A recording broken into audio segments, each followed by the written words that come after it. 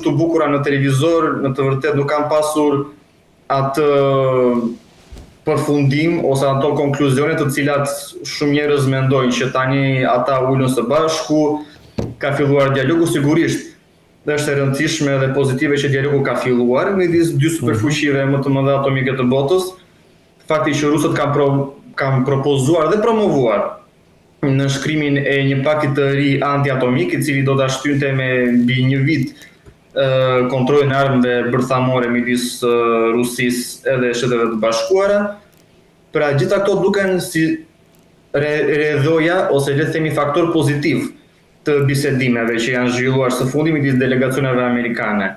Por sigurisht nervat e luftës në front, kriza ekonomike, së fundi Rusia po kalon edhe në një krizë të lëndëve hidrokarbure në shumë rajone të thella të saj, flasim për në Siberi, flasim për në linjën e largme, ndërsa Amerika sigurisht me tarifat që ka vënë kundrejt Bashkimit Evropian, luftës ekonomike me Kinën edhe me Indinë, pasi kjo zyrtarisht ose jo zyrtarisht luftë ekonomike, po e quhetur në një luftë tarifore, është impaktuar në një mënyrë të drejtpërdrejtë nga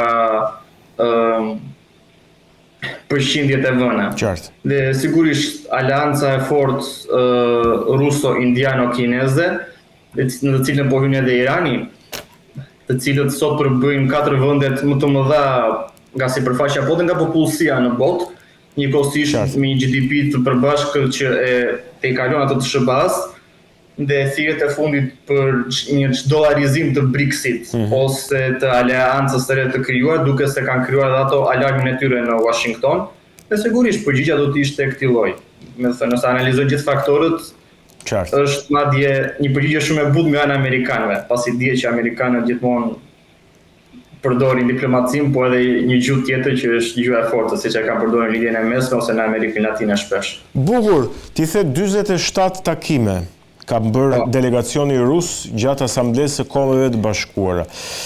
Një tjetër takim i rëndësishëm në fakt është edhe ai midis ministrit jashtëm rus Sergej Lavrov dhe ministrit të jashtëm të Indisë Yash Shankar, i cili takim konfirmoi pra lidhjet midis dy kryeqyteteve Moskës dhe New Delhit, të paktën edhe në aspektin ekonomik, nëse flasim në aspektin e tregjeve. Pyetja ime është, apo bëhet India ura e madhe që po shpëton Kremlinin politikisht dhe ekonomikisht nga izolimi? Si e ka analizuar këtë takim, shkurtimisht? Aktualisht India është nga faktorët sigurisht, po ura kryesore që sot mund të quaj që po e mban Rusinë në këmbë është Republika Popullore e Kinës, e cila sot bën mbi 50% të gjithë tregut ekonomik të Rusisë.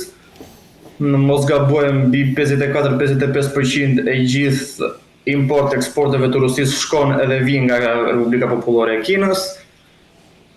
Kinezët, industria kineze është sot dominante në Rusi, në tregun e automobilëve, në tregun industrial, në tregun e konsumatorëve, në tregun e blerësve, në tregun e turizmit dhe sërish turizmi drejt Kinës sot pas heqjes të vizave në 15 shtator, që Kina ka vendosur të heqë për 30 ditë vizat në Federatën Ruse, ka pasur një boom i cili supozohet që ta vëjë Kinën në listë me 3 vendet kryesore që sot rusët udhtojnë, përveç Turqisë edhe Indonezisë.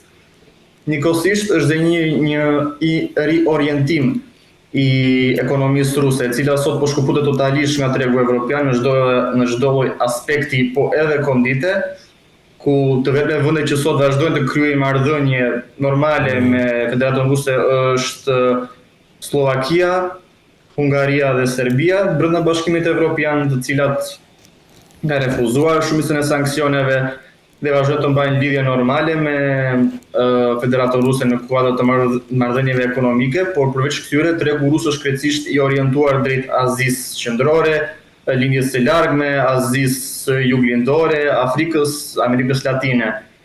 Por mund të shikoj që faktori indian është duke u rritur sigurisht. Një marrëveshje së fundi me qeverinë e Indisë sugjerojnë që do të jenë mbi 100.000 specialistë indian që do të vinë për të mbushjen e boshllukut që ka lënë drafti i ushtarëve, largimi I një pjesë të madhe të rinisë ruse e cila kundërshton luftën ose thjesht ka frikë nga shërbimi ushtarak dhe nuk do të ndryhyjë në shërbimin ushtarak që për të shkuar në frontin e Ukrainës. Ka qenë diku te 1.5-2 milion rusë u larguan kur filloi konflikti në 2022, nuk e di se sa janë kthyer, pasi statistikat nuk janë asnjëherë të aprovuara zyrtarisht prej Kremlinit ose prej grupeve statistikore të Rusisë dhe agjencive, por që në vetvete India sot përfaqëson atë që mund të quhet balancën që Rusia po mundohet të krijojë me tregjet aziatike. Pra kemi Kinën, Indin, Iranin, Pakistanin, Vietnamin, pra hapësirën post-sovjetike ose ku zëri I Rusisë ose le të themi hija e Rusisë akoma ndihet, ose ish Bashkimi Sovjetik akoma ndihet, pas ndihmës që Bashkimi Sovjetik ka dhënë shumicës për këtyre vendeve gjatë procesit të kolonizimit, luftës kundër SBA-s ose imperializmit franko-britanik që kojnë t'i mbajnë akoma si koloni. Kështu që imazhi I Rusisë është shumë pozitiv, gjë që shpjegon edhe marrëdhënien e ngushtë ekonomike që këto vende kanë me Rusinë. Në fakt ka një lidhje historike midis kam fjalën këtu gjatë luftës së ftohtë midis Indisë dhe Rusisë, Bashkimit Sovjetik, duke bërë paralelizmin dhe antagonizmin në lidhje midis Pakistanit dhe Shteteve të Bashkuara të Amerikës ka në tjetër, apo jo? Rusia ka pasur një pozitivitet që ka arritur të mbajë balancën, ashtu si midis dy Koreve, Koreas së Veriut dhe Koreas së Jugut, Rusia ka ditur të mbajë balancën midis Izraelit dhe Pakistanit, ka ditur të mbajë balancën midis Izraelit dhe Palestinës dhe Indisë dhe Pakistanit, ka ditur të mbajë balancën në marrëdhënie, gjë që u pa edhe në paradën në sheshin e Kuq si vjet, kur zhvilloi 8 ditë vjetori fitores kundër nazifashizmit, ku u pa pavarësisht konfliktit ushtarak që po zhvillohen atë kohë, u pa delegacionet indiane e pakistaneze, u pa delegacionet palestineze dhe izraelite, u pa delegacione nga Korea e Veriut, edhe sigurisht ambasador edhe përfaqësues nga Bashkimi Evropian, pavarësisht situatës shtet të vështirë që po kalon sot Bashkimi Evropian me Rusinë, të gjithë ishin të pranishëm. Gjë që tregon që diplomacia ruse në këtë aspekt është treguar shumë finoke, le ta quajmë, dhe ka të bëjë një balancë e cila I lejon asaj të luajë me të dyja portat, kur mund ta quajmë. Pra, sigurisht marrëdhënia me Kinën është fort e rëndësishme sot për Rusinë, por sigurisht rusët e kuptojnë që një marrëdhënie shumë e ngushtë të krijon edhe varësi, dhe të kthen nga një partner të kthen në të varur. Sidomos kur ti nuk je në kushtet ose kondicionet të barabarta me partnerin tënd. Pasi sot në mënyrë ironike për Kinën, partneri më I madh I Kinës është SBA-ja, Bashkimi Evropian, Gjermania, kryesisht Britania, Franca. Varet nga volumet tregtare. Tregu rus përbën diku te 7 ose 8% një gjë e këtij, po nuk e kalon 10%, le ta quajmë. Ndërsa tregu evropian ai amerikan përbën mbi 50% të tregjeve kineze ose marrëdhënies ekonomike kineze. Gjë që tregon që Rusia nga 54-55% që bën gjithë marrëdhënien e saj ekonomike me Kinën, sot është një kondit 1:40. Në krahasim me kinezët. Për të qëndruar në vijimësitë e kësaj që duket thënë po për ta zgjeruar pak tek çështja e fundit që dua të flasim së bashku, takimi I ministrave të jashtëm të vendeve të BRICS në zyrat e OKB-s duket si një karqillëk I hapur ky. Pra në zyrat, në selinë e Kombeve të Bashkuara ti të bësh takimin e një organizate që po themi synon të rivalizoj konceptin dhe botkuptimin e Kombeve të Bashkuara. Megjithatë ajo ndodhi, ishte organizimi, kam përshtypjen I Indis, në mos qofsha unë gabim, dhe u në koordinim. Ata nuk kanë një organizim të një vendi të vetëm. Në BRICS ata përdorin gjuhën e koordinuar. Organizimi u bë besoj diku në ditën e dytë ose ditën e tretë të agjendës politike të delegacionit rus. Ishte sigurisht një gjë që u vlerësua shumë prej mediave ose u debatua kryesisht prej mediave amerikane që në New York, në selinë e OKB-s, në Shtetet e Bashkuara të Amerikës, në territor amerikan, zhvillohet një takim I ministrave të punëve të jashtme të një organizate që sot Amerika shikon jo de facto në mënyrë të hapur publikisht, por e quan një kërcënim për sigurin amerikane për dollarin. Është njësoj sikur të bësh takimin e NATO-s në Pekin. Kjo pati shumë debat. Ndoshta edhe prej kësaj erdhi dhe reagim jashtëpër i presidentit Trump, pasi ishte diçka që erdhi si surprizë, kryesisht nuk u prit që do bëj ky organizim. Dhe direkt pas kësaj filloi dhe retorika ashpër kundër Rusisë, dhënia e lejes për të goditur avionët ose dronët ruse do të kalojnë edhe sikur 1 centimetër kufirin e vendeve të NATO-s. Presioni amerikan kundrejt gjithashtu Turqisë, e cila u këshillua të ndërpriste gjatë vizitës së zotit Erdogan në shtëpinë e bardhë të ndërpriste furnizimet me naftë, gaz edhe vaj rus. Ditën e djeshme kryeministri hungarez Viktor Orban ka marrë në mbrëmje vonë, diku afër mesnatës, ku ka qenë duke darkuar me familjen, sipas mediave hungareze, ka marrë telefonat personale nga presidenti Trump, ku i është kërkuar të mbajë një qendrim. Do të vazhdoj furnizimin me gaz rus edhe me naftë ruse apo jo, e cila sot përbën mbi 80% të gjithë tregut të konsumit hungarez, apo do të fillojë shkputjen. Sipas deklaratave të kryeministrit Orban, ai ka vendosur popullin hungarez mbi gjithçka tjetër, ndërsa ana amerikane duket se sidomos pas takimit të BRICS-it, duket se e ka shpërsuar jashtëzakonisht gjuhën. Ndërsa në media ruse takimi i BRICS-it është vlerësuar pozitivisht, ka marrë shumë superlativa, sidomos fakti që siç e thatë ju u zhvillua në tokë amerikane në serinë e OKB-s që tregon tani de facto në mënyrë legale ne jemi pjesë e njohjes së OKB-s, sigurisht edhe marrja pjesë e delegacioneve nga vetë OKB-ja. Siç ishte edhe general sekretari i OKB-s Antonio Guterres në takim tregon që OKB-ja tani e njeh zyrtarisht rolin e BRICS-it, njës një organizat botërore edhe në database-in e internetit faqeve zyrtare, ajo njihet tashmë zyrtarisht si një organizat faktike, funksionale, e cila shpejt është duke formuar strukturat e saj, siç është ngritja e bankës së BRICS-it, e cila ka diku te 7-8 vjet që ka hedhë themelet, po tani po kalohet edhe më tej në hapjen e çështjes së kredive, në hapjen e një buxheti të përbashkët, për katastrofa natyrore, për shëndetin, për çështjet e ambientit, e gjatë, le të themi, tamam në kuadër siç është Bashkimi Evropian. Qartë. Funksioni i stateve të Bashkimit Evropian, ndërsa ajo që mund të quhet këmbana alarmi për amerikanët ka qenë gjatë forumit ekonomik të Peterburgut si vjet, ku u hodhën teori edhe foto zyrtare të një kartmonedhe të re të BRICS-it. Kjo duket se i ka vënë le të themi.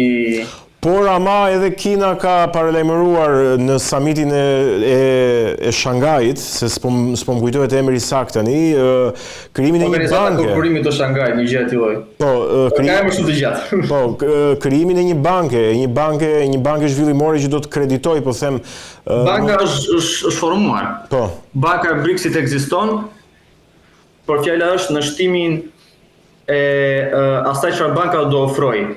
Siç e thash, në kuadër të shumit evropian, si bankë evropiane, banka aziatike për punën e kredive, për të kredituar vendet për zhvillim, granteve, sponsorizimeve, ata po kanë krijuar së fundi dhe Intervizionin, i cili është modeli sovjetik i Eurovisionit, i që u zhvillua në fillim të këtij muaji në Rusi, e cila kryesisht pjesëmarrës ishte nga vendet e BRICS-it ose zonës post-sovjetike që quhet Azisë Qendrore, Kaukazit, pra gjithçka tregonte një ndryshim radikal, jo vetëm në anën politike, por edhe në anën kulturore, ekonomike.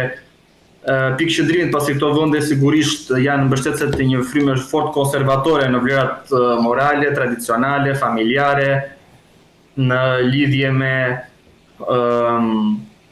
role gjinore, në lidhje me funksionimin e shoqërisë. Pra ata i përkasin frymës së vjetër, ku mund të quhet.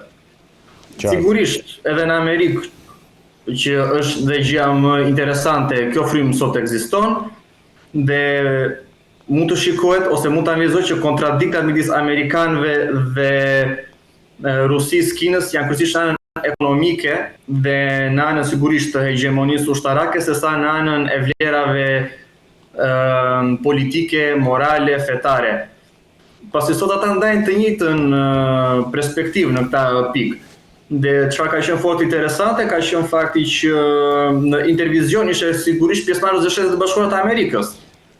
Ndërsa një kontratë të zhvilluar ose një nga pikat që u zhvillua në Alaskë ishte shkëmbimi kulturor midis Rusisë dhe SBA-s për promovimin e vlerave familjare tradicionale, morale, fetare dhe kulturore. Pra në këtë aspekt më shikohet që në SBA dhe Rusia së bashku me Kinën dhe të tjera janë ndajnë opinion për luftën e dytë botërore, për familjen, për besimin, për funksionin e shoqërisë, për çfarë mund të shohim nga anën social-kulturale, ata i ndajnë të njëjta.